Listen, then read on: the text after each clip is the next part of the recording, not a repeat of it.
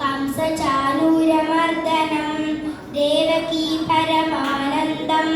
कृष्णं वन्दे जगद्गुरुं भीष्मद्रोणतटा जयद्रथजला गान्धारनीलोपला शल्यग्राहवती कृपेण वहनी कर्णेन वेलाकुला अश्वत्थामविकर्णघोरमकरा दुर्योधनावर्तिनी सोत्तीर्णा खलु पाण्डवैगरणनदी कैवर्तक केशवः पाराशर्यवजः सरोजममलं गीतार्थकण्ठोत्कटं नानाज्ञानककेसरं हरिकथाप्रध्वं श्रीनश्रेयसे मूकं करोति वाचारं पङ्गुं लङ्घयते गिरिं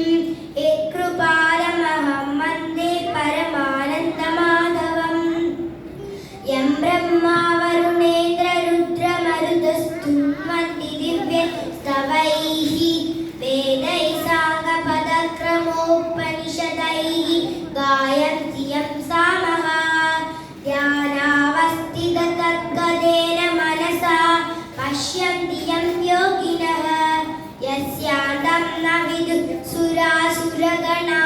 देवाय तस्मै नमः।